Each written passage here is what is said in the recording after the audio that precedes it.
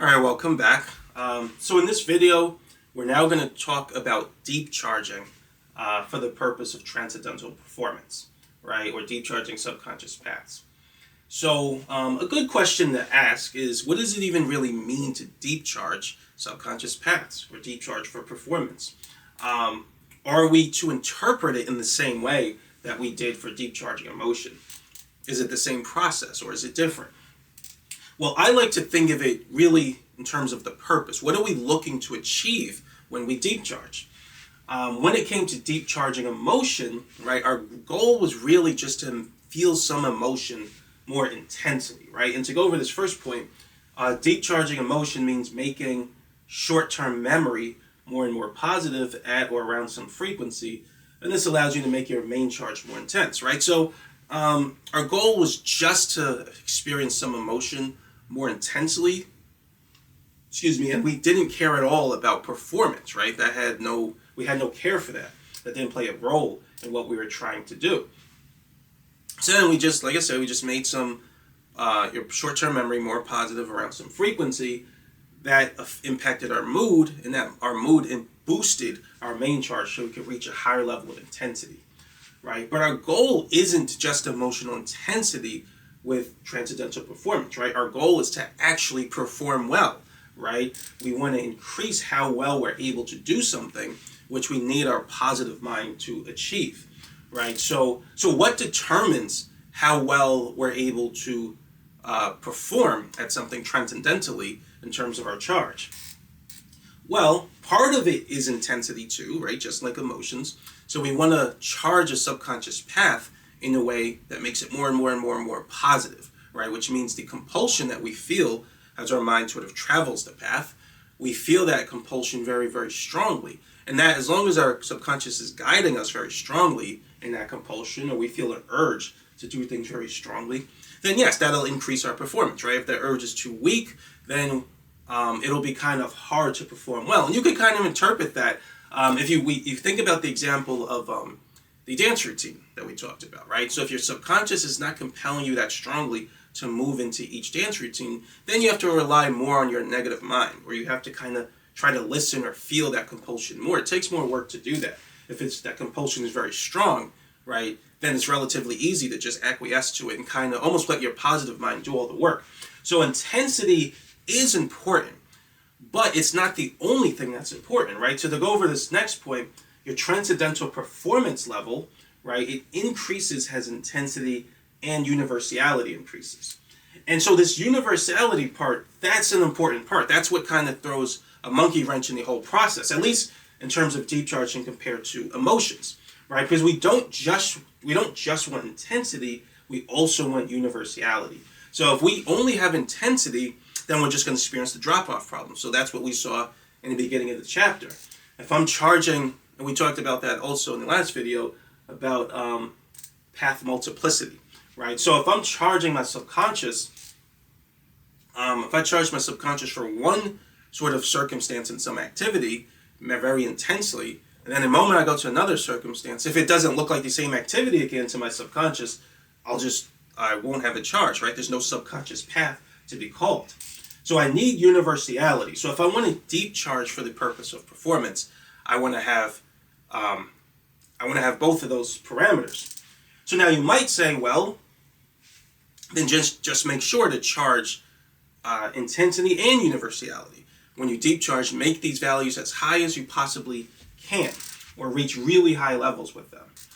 And that basically is our goal, but there is another problem or caveat that is very, very important to recognize in that process. And to understand that, I want to go over this next point, which I think we alluded to, but we haven't really talked about explicitly. And this next point is that subconscious paths also have active and passive memory states, right? So recall that the subconscious memory is in an active state when you're directly focused on the subject associated with that subconscious memory. Again, you can make distinctions about how much attention you're giving. I don't really feel the need to do that. We'll just say when you're focused directly on the subject, that it switches to an active memory state, and you feel the compulsion stored in that subconscious memory more strongly than when it's in a passive state. So that same thing is true for subconscious paths, right? So when your mind, when you focus on, let's say, the first subject or some subject within the subconscious path, it doesn't always have to be the first one, but when your mind travels the path, it will be linear, so it'll just go from that point toward the end of the path. But when your mind, in a sense, is traveling a subconscious path, right, it almost looks, in my mind, I'm picturing it's almost like a current, right, or almost like nerve signals. So when you have nerve signals, it's almost, it's kind of hard to describe it, but there are ions traveling across the nerve, right?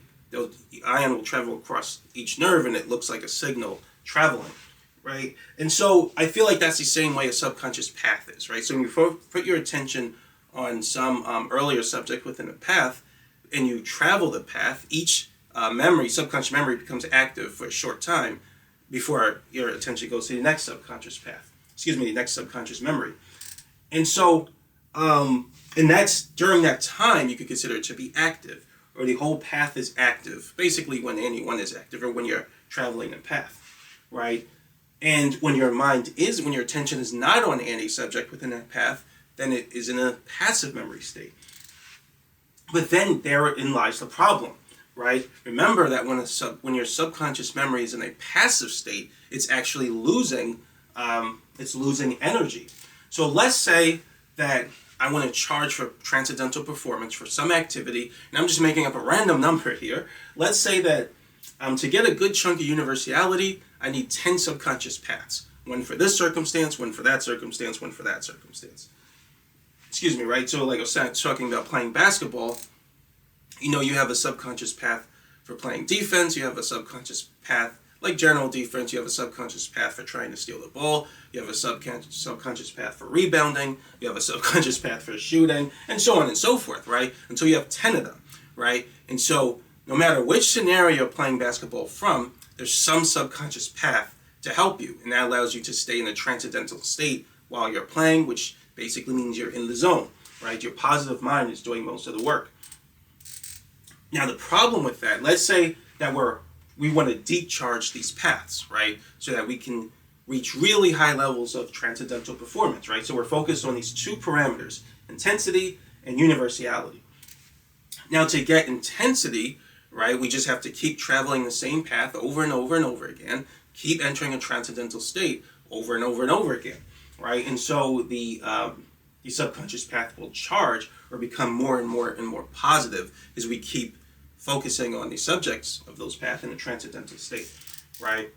So basically, if I'm in practice as a sports player, let's say I want to keep shooting the ball in a transcendental state, then that path is becoming more positive and more intense. If I want to practice stealing the ball in a transcendental state, I got to keep practicing stealing the ball, and as long as I keep doing that while entering a transcendental state, then that path becomes more positive, and then I'll feel a stronger compulsion when I play in the real game, presuming I did a proper category, has the proper category, and so on and so forth.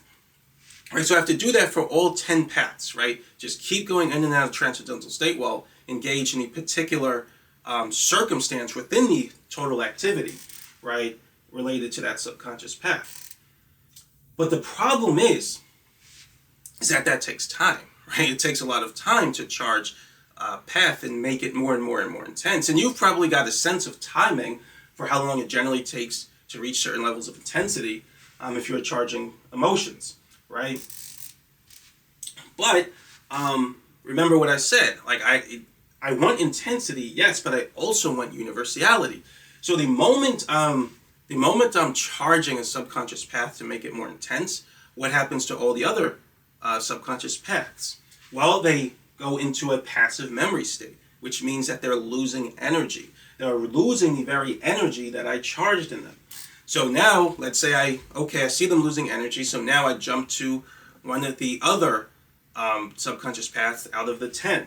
Now I start charging that one. Well, guess what? Now all the rest of them are losing energy. And so it's basically almost like a game of whack-a-mole, right? So every time I focus on one, all the rest are losing energy. When I focus on this one, the others are losing energy. When I focus on that one, the rest are losing energy. So there's a kind of a problem here, right? Because of timing constraints, I can't just have basically a huge number of paths and reach a large amount of intensity at the same time. Eventually, I'm going to be at a crossroads where I have to pick one.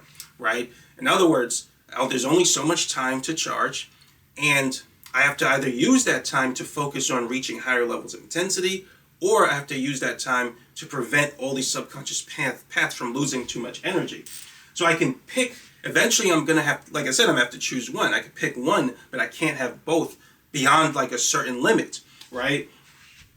And so that gets to a very, very, very important principle related to deep charging for performance. And that's the principle here that charging intensity generally has an inverse relationship to universality. So this is a principle that I'm aware of all the time, sometimes to a fault, when I'm controlling or using my subconscious. And what this basically means is that the more intensity you get, which basically is emotions, the less universality you're going to have, right? Which means your charge is going to apply to, not going to apply to a large number of circumstances relative to some activity, right? And the more universality you have, the less intensity you're going to have. So in other words, the more subconscious paths you have for more and more and more different situations, the less intense they're going to be, because you don't have enough time to keep them all charged.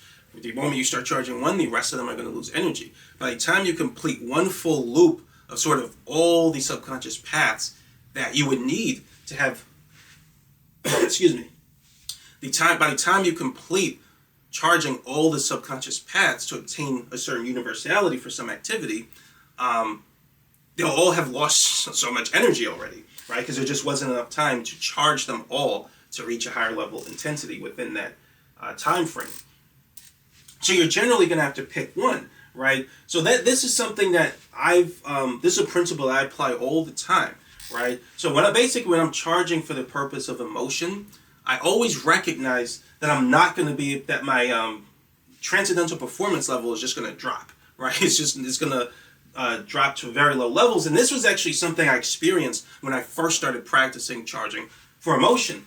And I didn't think much of it at the time, but I did notice it because it was such a stark difference. I don't think I ever experienced that before. When I first started charging for emotion, it's like all of a sudden I noticed certain things that I could normally do very well, I couldn't do as well.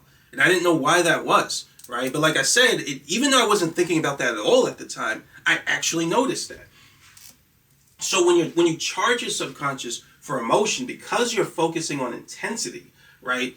All these subconscious paths you have relative to some activity, they're just going to start losing energy because you can't really reach a high level of intensity if you're spending all your time charging all these paths, right? So if you charge a lot of emotion, basically you have to pick between the transcendental performance charge and the emotion charge, right? If you start using your subconscious to charge for emotion, then you can kind of kiss your transcendental performance goodbye. Not exactly. It falls into a lower level. We'll also talk about long-term paths in the next video, but it's going to drop to a lower level, right? But if you want to charge your subconscious for the purpose of performance, then you're going to have to sacrifice intensity so you can charge all these paths, right? And that's important. This is something I think a lot of people don't realize, right? Excuse me. Because if you charge your subconscious for a performance in some activity, you're going to at least need a good, decent amount of paths, right? In order to keep them all charged up, you're not going to be able to reach really high levels of charging intensity, right? You can reach decent levels, but you can't reach really high levels. And so people who are very, very, very good, excuse me, so people who are very, very, very good at certain activities, I believe they'll actually, and to be fair, I haven't really looked this up, but I believe that they'll actually have a harder time experiencing higher levels of emotion at like different frequencies. They'll experience emotion at the frequency of their charge, their performance charge, to a decently high degree, but still even then not at really high levels, and definitely not at high levels for other frequencies. And I feel like a lot of chicks or a lot of girls probably experience that when a guy is very motivated and very determined, and like, this is their boyfriend or whatever, or husband, they're not super, like, it's like they don't have this same emotional range, right? And I feel like I've heard that many times, or some version of that. And part of where that comes from is this principle, right? If you're very, very, very focused on some goal and you're constantly charging your subconscious to perform transcendentally, it's just going to weaken your ability to feel emotions at really high levels. You're just not going to be able to. You have to pick one, right? And so to go over this next point, basically when it comes to charging your subconscious for performance, you really want to maximize. That's basically the best you can do. So the most ideal scenario is to charge in a way that maximizes intensity and universality. In other words, you can get them both sort of maximized to a certain degree, and that'll increase your performance level, but you can't like have it like this. So you can't have, like, let's say, just showing it a diagram right here, like a super high level of both. You can probably have it up to this level ideally, but the moment you go past that level, you can either get more performance or you can get more intensity, but you can't get both, right? You just have to pick. You can only go up. This is the furthest you can go by having them both equal. And then maybe you might want to make the intensity a little higher, or you might want to make the performance a little higher, right? While sacrificing intensity. So that'll give you, universality. So that'll give you more universality. And so this is actually why, you won't really see people specialize in a million things, right? So this shows us that when it comes to performance, there's a specialization quality to it, which is of course what you see in reality. So for example, this is why if you, let's say you're a physics major, right? You're not generally, or just let's say scientists in general, right? You're not generally going to be the cutting edge, world's leading cutting edge scientist in like electrical engineering and chemical engineering and civil engineering, right? In computer engineering, and also in laser physics, in AI programming, and all these different things. You're not going to be like this crazy physicist, theoretical physics, string theory, things like that. You're generally going to have to pick one. Why? Because to really be on these cutting edge frontier of these disciplines, you're going to need a huge amount of subconscious paths, and they're going to have very complex levels of subconscious organization, which again we'll talk about later. And so to get those right, and to really perform transcendentally in them every day, right, you have to keep them charged, right? So basically you have to keep practicing. You have to keep them charged, keep studying, keep doing the physics, right? And we'll talk about that in a moment. But in order to if you do it in one discipline, let's say it's theoretical physics, let's say you're studying, I don't know, black holes or something. If you do it in theoretical physics, you won't be able to charge those paths for other disciplines, right? And if you charge paths for those other disciplines, all the rest of the disciplines you won't have time to charge, right? You only got so much time in a day, and it takes time to charge them. And so that's basically why you see specialization, right? Physicists will have to pick an area to specialize in because they're going to focus all their time on charging subconscious paths just for that discipline. They may be able to pick one or two, but it's going to be very difficult to do three. And you just see this in general. Let's even say it's not physics, right? You're not going to have someone who's really, really good at making music. They're good at making music, doing math, right? Doing science. They're also a biologist, right? They're really good at being an artist or creating these types of things, and so on and so forth. We generally have to pick certain specialties that we are able to perform well in, right? And that's because of this principle. To perform well, you're always going to need intensity and universality. If you get too much universality, which means that I'm good in like 5 different or like 10 different disciplines or 20 different areas, right? If I might have some degree of universality for all those areas if I have subconscious paths for all of them, but they're going to have no intensity, which means they're useless, right? So I need both. And to go over this next point, it says greater dedication and attention means greater maximization. So this is important too. What I'm basically saying there is that the degree to which you can maximize performance and intensity is really relative to how much attention you're willing to give it, right? Now we work every day, right? We go to work, we come home, we have to pay bills, clean, do things, right? So all these things eat away at the attention that we have throughout the day, right? So we only have so much attention that it makes sense to give our transcendental performance charge. Basically, this is when we're practicing something related to what we want to perform well at, right? But if we're willing to sort of just give more and more attention to it every single day, right? And we're constantly, let's say there's someone who just wakes up and goes to sleep, or they sleep, I don't know why they say 8 hours. I feel like that's too much. But let's say they sleep like 6 or 7 hours a day, and the entire rest of the day they're just charging a subconscious path, right? Now, we'll talk about subconscious entropy because that's involved too. But let's say that they're just trying to charge a subconscious path, right?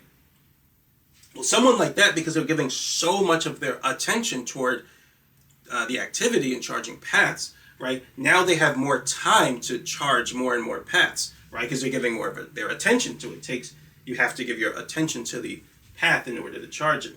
So they would be able to maintain a much higher level of intensity with a fairly large number of paths because they're giving so much attention toward it, right? So in other words, someone who just wakes up and goes to sleep and does nothing but practice or charging subconscious path for performance. They don't go out, they don't hang out, they don't go to work, they don't clean, they don't nothing, right? Nothing but charging paths. They'd be able to reach a crazy high level, right, of performance, right? And you actually kind of see that sometimes in with athletes, right? They can reach really high levels of performance, much more than the average person. That isn't really just because they're just pretty good at it. No, it's actually because they have more time than the average person to put into charging paths.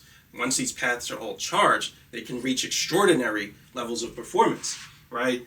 Now to go over this next point, I was another point I think I alluded to, but I didn't say explicitly. So subconscious entropy still works to prevent transcendental performance from charging out of control, but negative memory builds slower for subconscious paths. So in other words, subconscious paths can also still become negative, right? Subconscious entropy is still happening. If you keep traveling a subconscious path without entering a transcendental state or doing any things with your intention to enter that state, then the path is just going to become more negative. And as your subconscious paths relative to some activity become more negative, then your performance level is going to drop. And that's another thing you see all the time in sports, right? So a lot of times in sports, when they're young, right, they'll be they can perform very transcendentally, right? But as they get older, a lot of times their body starts to get damaged and worn out, yes, but it's also this phenomenon, right? Because they've practiced so much, they've had time to sort of traverse those paths over and over and over again. Most people aren't aware of all these techniques to charge their subconscious, so they may just do it over and over again without charging them. So now subconscious entropy happens and they just become more negative. Now their performance level is much weaker. There's still the effect of the long-term memory, which we'll talk about in the next video, but it's still not really like a charged subconscious path. So the transcendental performance level, they're just not able to reach transcendental performance levels all that easily, right? And the other part I say here is that negative memory builds slower for subconscious paths. Now the reason for that is because when I'm focusing on one subconscious path, right, even if I'm focusing on a way where subconscious memory is becoming more negative, that's not affecting all the other paths, right? They're not active, right? They're not active because they don't recognize this particular portion or section of the activity, right? So my subconscious doesn't call those paths, right? So it actually takes longer for transcendental performance charge to reach levels of negativity. In fact, I believe generally when we enter the zone and then we lose it after a day or two, that's actually because the path's discharged, right? It takes a lot of time to keep the paths charged, but it's because they discharged, not necessarily because they became negative, right? We'll also talk about being in the zone later in this chapter, I think toward the end of the chapter. But because transcendental performance charging takes a long time to build negative memory, you usually will see, especially like I said, young people when they're in some type of sports, or artists when they write songs or make music, you'll usually see their best material come at that point, right? And that's because their paths are still fresh, right? They haven't, even if they lose energy, they could be charged again without too much difficulty, right? And that's because they don't have a lot of negative memory, right? But after a couple of years, when you keep practicing more and more and more, once they develop a lot of negative memory, then it's almost like you'll just kind of notice like the artist's creativity just drop, or it seems like it drops, right? And that's because now they're at a relatively normal performance level for them, right? And it's because it's very difficult for them to charge paths now, right? So that's important to be aware of. Subconscious entropy is always working to make your paths negative, and it usually will affect you a lot of times when you get older if you specialize in some area. One thing I wanted to say is that even me, when I'm basically, I like to make beats, right? I like to make music, but I've been so busy, right, in the last couple of years, creating this theory, writing the book, building the website. Well, that building a website came later, but building a website, making these videos, you know what I mean? So, and plus other things. So I'm so busy with just life in general that I don't have time to make music. Now, I could still make music at a normal performance level, but my beats are terrible, right? And I've tried it, right?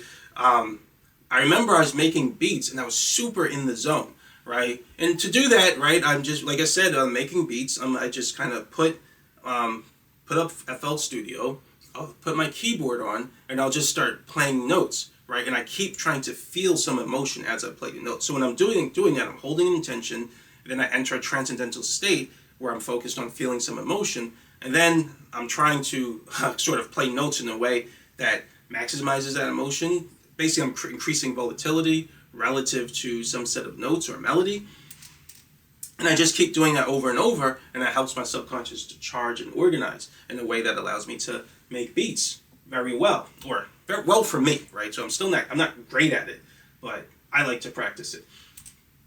And so when I keep doing that over and over again, what actually happens is my subconscious starts to charge, right? And it starts to deep charge, and it starts developing all of these subconscious paths for different types of sounds, different parts of music, right? So I can start making beats easier. I can start making melodies. I've always been a little decent at melodies. Not always, but that's the one I kind of got better at. I'm like terrible at drums though. But I would be a little bit better at drums and better at melodies. Now I can make chord progressions. So when I'm really in the zone, like I can just start throwing music together easily because there's so much stuff coming to my mind, right? And it's like no problem. I can make a whole beat probably in like a couple minutes, right? And when you're really making a beat, you can throw the basic framework together in a couple minutes, but to really put it together, you have to think about it, and that takes time, right? To really do it together in a way that has quality, right? But you can always throw the basic framework together relatively quickly if you're in the zone. But there's only one problem with that, right? When I'm in the zone for making music, it's like I lose my ability, my transcendental ability for everything else, right? I lose the ability to feel more emotions for other things, and my performance level drops, right? And I like to use my subconscious a lot for connecting to God, right? So even that drops. So, well, that's a little bit more of an explanation. It doesn't necessarily drop. It's not like that pushes me away from God, but I'll explain that more in when we get to the spiritual section. But yeah, so when I charge my subconscious for music and I'm able to perform transcendentally, that's great, right? So now my best material comes out when I'm in that state. But now it's like I can't do anything else, right? So you see, at least I can't do anything else transcendentally. So like I said, your subconscious has a quality of specialization to it, right? You can generally use your subconscious to perform something well, very well, but it's usually only like one thing at a time. You can probably try to do two things, but that's going to be harder, and it's going to require more of your attention, a greater dedication in terms of your attention. So that's just something I wanted to mention. I've noticed that in my life. So that's why I don't really make beats. I can make it at a normal performance level, but I don't care for that, right? I prefer to do it at a transcendental level because that's my best material. But then I have to give up all this other stuff that I'm charging my subconscious for. And same thing with when I was singing, right? So when I was learning to practice to sing, right, I thought, just like most people probably think, I thought that a great singer, there's something they're doing almost intellectually, right? So I thought we're all starting from the same place, and a person who has figured something out intellectually is the one who can sing great. So if I can figure that same thing out intellectually, I can sing as good as the great singer. But now I no longer believe that's true, right? The great singer has put in the work to charge all these subconscious paths, and they continue to practice to keep those paths charged, right? They keep practicing a different variety of singing, of songs to sing, and they keep those paths charged, and it allows them to sing transcendentally, right? So once I kind of started to think about it like that, I just kind of lost interest because I'm not doing all that. I'm not going to put in the work to keep all these paths charged for singing because I don't really care that much about singing, right? So that's just an important principle. It's very important to sort of recognize this principle when you're charging for transcendental performance. You're going to have to give up intensity to get performance, right? And to get to keep a high amount of intensity and a high amount of universality for some activity, now you got to give it more and more of your attention, right? So there's always that trade-off. And to go over this next point, to go over this next point, I kind of forgot about this. Transcendental performance charging, what the heck did I write there? Oh, yeah, so transcendental performance charging causes your mood to feel more actional. I don't know if that's a word, it's probably not, but I think know what I mean. It causes it to feel more actional than emotional. And what I mean by that is normally you might think of most people associate their mood with how they're feeling in terms of their emotion. But mood is more than that, right? It's actually the ambient effect or influence of passive memory, right, on your subconscious and how it compels you. So when you charge your subconscious for a performance, right, you're more or less going to feel like your mood is going to make you feel like you want to do something. You're going to feel this urge to perform in some way. So for example, when I charge my subconscious to make music, I could be just walking around and I'll feel an urge like, man, I want to get home and make music, right? So I'm in the music making mood, right? If you charge your subconscious, I used to do this all the time, charge it for conversation, right? To be a good conversationalist. Now I'm in the mood to just talk to people, right? So you're going to feel an urge to act in some way when you charge or deep charge transcendental performance. And to go over this last point, to go over this last point, this is a new phenomenon, which this isn't super important to be aware of, but it's something I thought was interesting.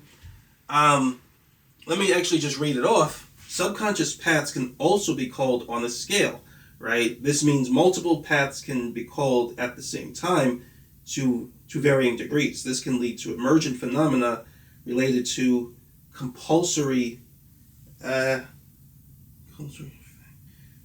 related to the compulsory effect of path combination. So basically what I'm talking about there is, so far I've been talking about how subconscious paths, right, are called, only one is called at a time. Now you have a collection of subconscious paths that will basically make up all the paths you need to be able to perform with a great degree of universality in some activity, right? So like I said, let's say it's 10 paths that you need to always be in a transcendental state while you're performing an activity. But it's not necessarily the case that just one is called at a time, right? Because one activity can look, some particular section of the activity, let's say shooting the ball in basketball, right? That'll look a certain way where your subconscious says, okay, that looks like the subject's associated with this subconscious path, so I'm going to call that path to this activity, right? So now that path is in the active state, right? But it can still also look close. Remember, we talked about activity closeness. It can look close to another circumstance within that situation. So maybe it looks a little similar to dunking the ball too. So that path, the path that you have related to dunking the ball, that'll also get called, but not as much because it doesn't, that particular activity, part of the activity doesn't look as much like the part of the activity related to shooting the ball. So it only gets called. So let's say the path for shooting the ball gets called at 100% because it's actually the right one, but the path related to dunking the ball gets called at like 30%, right? But here's the thing. Those two paths now are still combining in some way and compelling you to both to kind of act in a way that they both will compel you to act in. And other paths will do the same thing. So that's why I say varying degrees, because it's possible for multiple different paths to be called at different degrees due to activity closeness. There's usually going to be one that's called at 100%. That's the main one.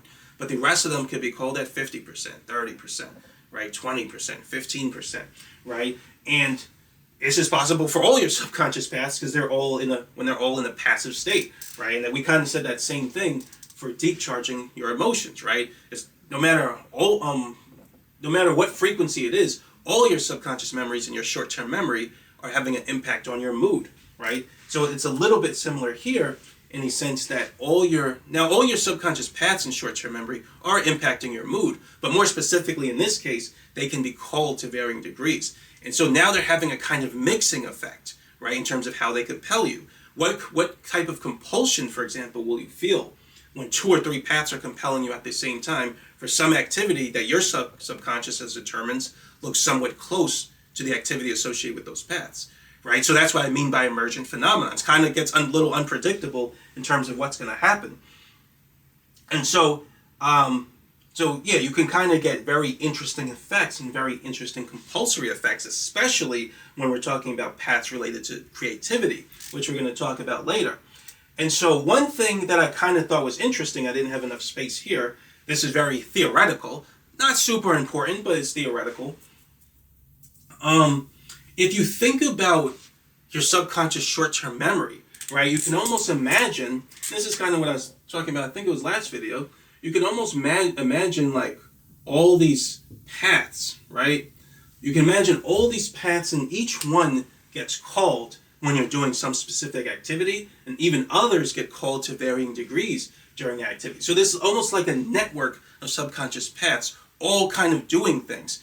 Some of them will do things at the same time. Some over here will do things at the same time. One will be doing the main work, others do a little bit of the work, but they still combine to help you do work. And then this part of the path will kind of do the same thing, and then that part. So you can almost imagine a sort of network of paths kind of lighting up, right?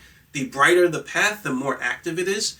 And then if you think of the path as being lit up but not as bright, it's not doing as much of the work. So that's a path that's only called a little bit but not as much. So if you imagine a whole network of paths constantly lighting up, right, and they're working together to help you achieve an outcome, to me, when I picture it, that actually kind of reminds me of the neural network in your brain, right? So if you think of the nerve system in your brain, or the neural network, you kind of picture the same thing, right? A whole bunch of nerves in your brain all kind of lighting up and doing certain things depending on what you're doing, right?